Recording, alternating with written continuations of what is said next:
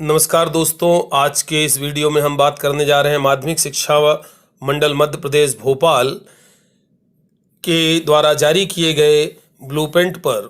और आज के इस वीडियो में हम बात करेंगे कक्षा 12वीं के गणित विषय के ब्लूप्रिंट के ऊपर। तो चलिए दोस्तों, देखते हैं कि इस वर्ष कक्षा 12वीं का ब्लूप्रिंट किस प्रकार रहने वाला है। सत्र 2022-23 की परीक्षाएं जो कि वर्ष 2023 में होने जा रही हैं, इसमें कक्षा 12वीं गणित विषय का ब्लूप्रिंट किस प्रकार रहेगा। तो दोस्तों,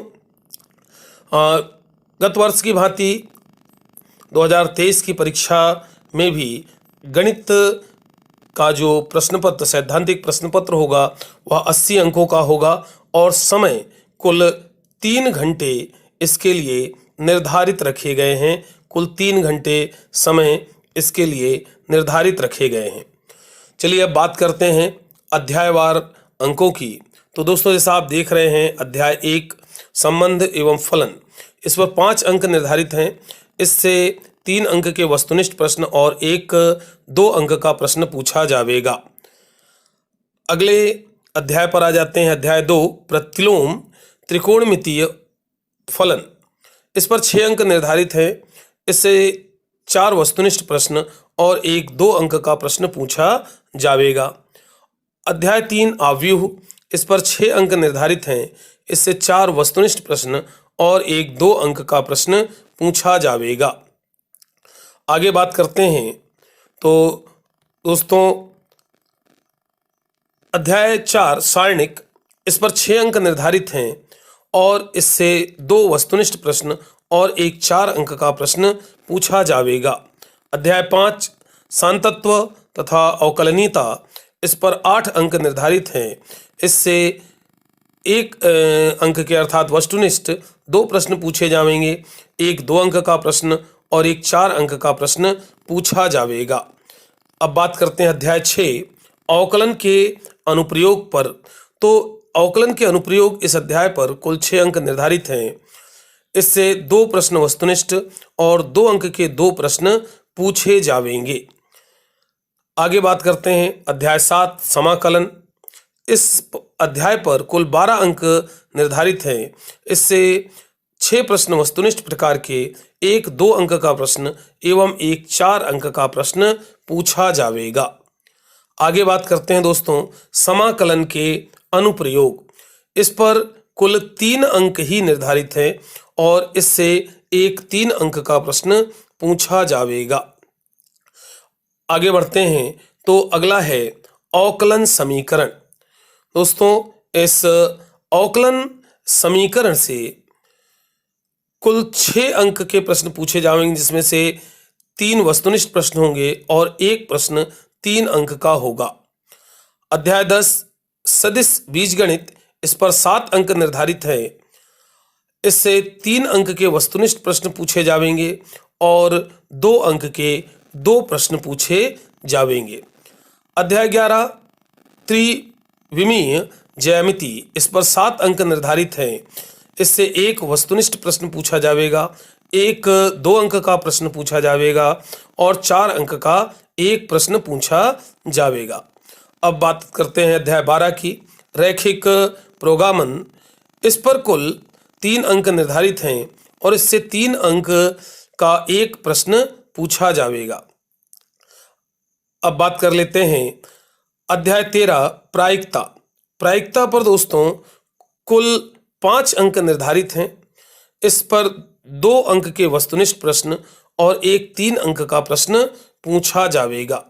तो दोस्तों, इस प्रकार यदि हम बात करें तो कुल 80 अंक का प्रश्न पत्र होगा और इस 80 अंक के प्रश्न पत्र में 32 अंक वस्तुनिष्ठ प्रकार के होंगे, वस्तुनिष्ठ प्रश्न प्रकार के प्रश्नों पर होंगे। 2 अंक के प्रश्नों पर कुल 20 अंक, 3 अंक के प्रश्नों पर कुल 12 अंक और 4 अंक के प्रश्नों पर कुल 16 अंक निर्धारित होंगे। इस प्रकार 5 वस्तुनिष्ठ प्रकार के प्रश्न होंगे और 18 लघुत्तरीय, अतिलघुत्तरीय और विश्लेषणात्मक प्रश्न होंगे। कुल 23 प्रश्न पत्र में पूछे जाएंगे। तो चलिए आगे बात करते हैं। प्रश्न पत्र निर्माण हेतु विशेष निर्देश भी जारी कर दिए गए हैं। इसमें कहा गया है कि 40% वस्तुनिष्ठ प्रश्न, 40% विषय परक प्रश्न और 20% विश्लेषणात्मक प्रश्न होंगे। प्रश्न क्रमांक 1 से 5 तक वस्तुनिष्ठ प्रश्न होंगे। सही विकल्प 6 अंक के, रिक्त स्थान 7 अंक, सही जोड़ी 6 अंक, एक वाक्य में उत्तर 7 अंक, सत्य असत्य 6 अंक। संबंधित प्रश्न होंगे। प्रत्येक प्रश्न पर 1 अंक निर्धारित हैं। दोस्तों, वस्तुनिष्ठ प्रश्नों को छोड़कर सभी प्रश्नों में आंतरिक विकल्प का प्रावधान होगा, अर्थात सभी प्रश्नों में आपको आंतरिक विकल्प मिलेंगे। अतिलघुत्तरीय प्रश्न 2 अंक का होगा, लगभग 30 शब्द इसकी शब्द सीमा रहेगी। लघुत्तरीय प्रश्न 3 अंक के होंगे, इनमें लगभग 75 शब्द शब्द सीमा रहेगी। और विश्लेषणात्मक प्रश्न जो 4 अंक के होंगे, उनकी शब्द सीमा लगभग 120 शब्द होगी। परीक्षा में 40% सरल, 45% सामान्य और 15% कठिन प्रश्न पूछे जाएंगे। चलिए दोस्तों, अब बात कर लेते हैं इस वर्ष पाठ्यक्रम से हटाई गई सामग्री की, जिन्हें पाठ्यक्रम से इस वर्ष हटाया गया है, डिलीट की गई है। तो देखें, इनसे प्रश्न नहीं पूछे जाएंगे। अध्याय 1 संख्या एवं फलन, इसमें फलनों का संयोजन तथा व्युत्क्रमणीय फलन, द्विआधारी संक्रियाएं, इन्हें हटाया गया है। इसके बाद बात करते हैं अध्याय 3 आव्यूह की। तो अध्याय 3 आव्यूह से 3.7 आव्यूह पर प्रारंभिक संक्रिया आव्यूह रूपांतरण, इसे हटाया गया है 2023 की परीक्षाओं से। अध्याय 5 सांतत्व तथा अवकलनीयता, इससे 5.8 रोले एवं लेग्राज माध्यमान प्रमेय, इसे हटाया गया है। अब बात करते हैं अध्याय 6 अवकलन के अनुप्रयोग की। तो स्पर्श रेखाएं और अभिलंब सन्निकटन, इन्हें इस 2023 की परीक्षाओं से हटाया गया है। अध्याय 7 समाकलन से 7.7.1 योग फलन की सीमा के रूप में निश्चित समाकलन, इसे वर्ष 2023 की परीक्षाओं से हटाया गया है। अध्याय 8 समाकलन के अनुप्रयोग, इससे 2 वक्रों के मध्यवर्ती क्षेत्र का क्षेत्रफल, इसे 2023 की परीक्षाओं से हटाया गया है।